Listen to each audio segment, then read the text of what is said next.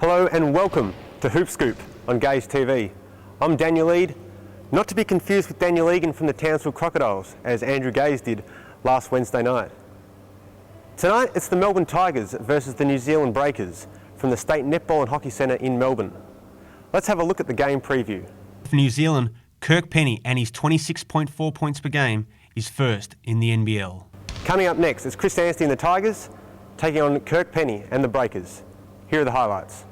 The New Zealand Breakers opened in the best possible fashion. Rick Rickett piggybacking his way to follow up the missed shot with a huge tip dunk. Melbourne's early answer was to find Rod Grizzard, and the left-hander from Alabama delivered with a mixture of outside jumpers and silky drives to the rim as the Tigers built a 6-point lead halfway through the quarter. But with Kirk Penney in rhythm, the Breakers fought back to take the lead into quarter time, 30-28.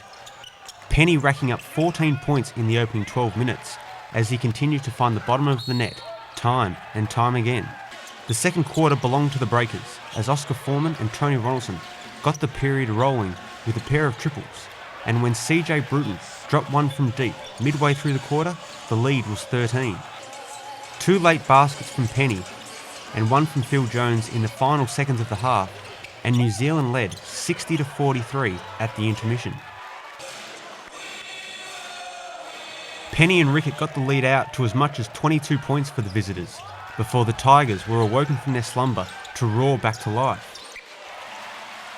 Sam McKinnon finding avenues to the basket on numerous occasions to claw Melbourne within 12 points as the home team stormed back on a 10-0 run to make the game a contest. Then Stephen Horse set himself up to drain a triple as the Tigers closed the third quarter on a 23-4 run to trail 68-71 at the final break following Hoare's tip-in. After Melbourne levelled the scores, a controversial technical foul was pinned on Hoare and the Breakers grabbed the lead back.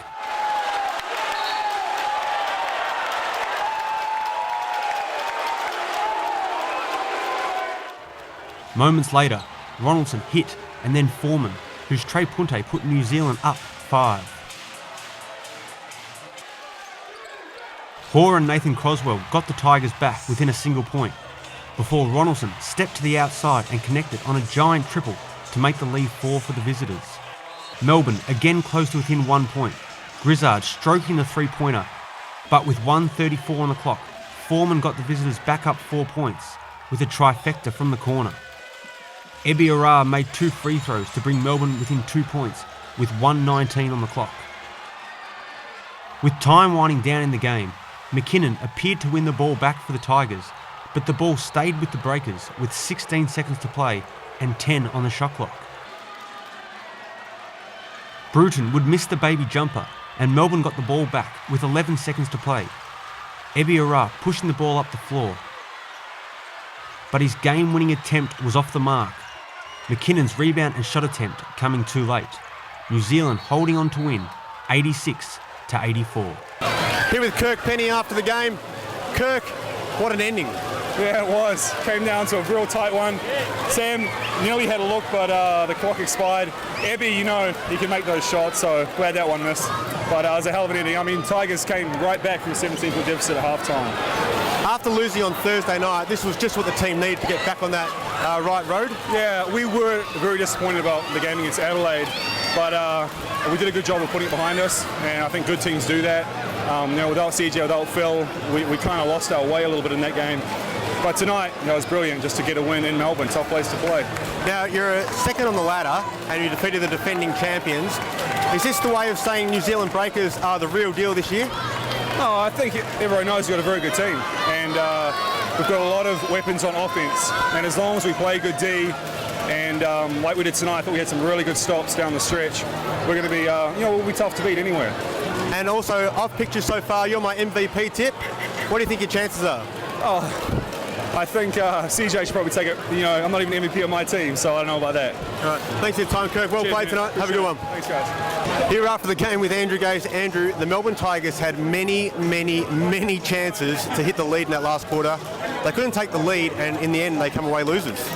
Well, that's right. They did have some opportunities, but I thought New Zealand played well at the start of the game and really were able to maintain their lead. And I think full credit to them. It was sort of a tale of two halves. You know, they give up, I think it was about 60 points in the first half and hold them to 26 in the second half. So they whatever was said at the halftime as far as taking care of the defence was okay. And when you dig yourself such a hole, whether they get 22 down at one stage, it's always tough to come back from there. But yeah, it was a great game, and unfortunately the Tigers come up. But I really like the look of the Breakers. They've got a lot of talent and they shoot the ball well, and they're going to be tough to beat. The Melbourne Tigers, they make you think at stages that they're all come together and it's all working well, and then they have nights like this where you start to have second thoughts. Yeah, and I thought in the third quarter it was really their bench that got them going. You know, when they went to their so-called second stringers, I suppose, the guys that started on the bench, they really played with a bit of spark. They looked a little bit more organised on the offensive end and chipped away at it and got things going. So. You know, but they're going to. When you got so much talent, you're going to have nights like that where you're mixing it around and trying to find different combinations. And when you dig yourself a hole like the Tigers did, you know, you really got to look at a few different options to try and get yourself out of it. And full credit to them the way they played. But yeah, unfortunately, came up short at the end. And CJ Bruton, he's made a big difference to the Breakers, just controlling the team from the first minute to the last minute. And tonight, in the last few minutes, he was the one who gave the ball off to the guys who hit the big shots. Well, that's right. They were really struggling for points in that last quarter. Well, actually, the last half. New Zealand, you know, they went cold, and then I thought the Tigers' defence really picked it up and made life difficult for them. But you're right. I mean, CJ is a quality player. He's a great leader. He sets the tempo. He takes good care of the ball. He very rarely takes poor shots, and you know, I think that he's made a big difference to this Breakers lineup. And him and Kirk Penny, I mean, he's shooting the ball extraordinarily well. It looks like he's gotten a lot stronger this year. He's been in the weight room, I think, and he looks fit and healthy and playing well. And I like the look of their whole team. They've got a great balance. I think Rick Rickett in the middle, you know, he had an injury last year that was a bit of a setback, but you know, he's a quality player around the basket, rebounds well. So they've got some great players, and like I said, they're going to be very tough to beat. Them, the Tigers, the Dragons are probably the three teams right now you look at to say that you would expect the championship to come from one of those three teams. Thanks, Andrew. We'll see you next week. Thank you. Good luck with Nige. Here we are now with Nigel Purchase. Nigel. Daniel, for the second week in a row, a referee has given a technical foul in a close game. Last week it was Luke Whitehead and the Gold Coast Blaze suffered from it. Tonight it was Stephen Hoare and the Melbourne Tigers suffered from it. What are your thoughts on referees giving technical fouls in close games when there's high intensity? Well, I didn't hear what Stephen Hoare apparently said down there, but it just seemed inappropriate to call at that time. And Stephen Hoare's Mr. Simon the Likeable, so I'm surprised that they would go and call a tech on him. So, but regardless of that, I don't think the tech foul was really the result. I think the first half for the Melbourne Tigers left a lot to be desired, and I think they dug themselves a massive hole. And I think if they could replay that first half, then I think we would have seen a different result tonight. Now, you haven't really liked the choice of David Barlow at the point guard. Are you still against that? Well, I think he's still learning that role, and for me, the point guard role is probably the hardest role on any team. And so time will tell if he's going to be a good point guard. But right now, they need someone with a strong character there and someone who knows how to play that role. And I wouldn't mind seeing Nathan Croswell and even Daryl Corletto playing the point guard role just a bit more for the Tigers. Now, also a few weeks ago, you ruled out every team in the NBL except for the Melbourne Tigers and the South Dragons. Yes. Are you going to put the New Zealand Breakers in there as potential NBL champions? They may be. You're quite right there, Daniel. It's a fair question because I hadn't actually seen the New Zealand Breakers play when I said that, and but seeing them tonight, they are the real deal. And I will say there's 4 teams that can win it now: Dragons, Tigers, Breakers and Perth Wildcats. Okay, thanks Nigel. Thank you, buddy. We'll see you next time. Good on you, brother. Oh.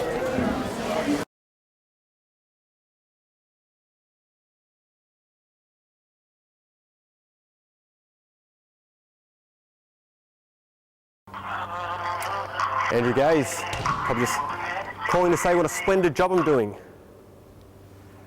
Drewy, how's things? No, he called Daniel Eade. Again? He plays for Townsville. Egan. Oh, try and do a good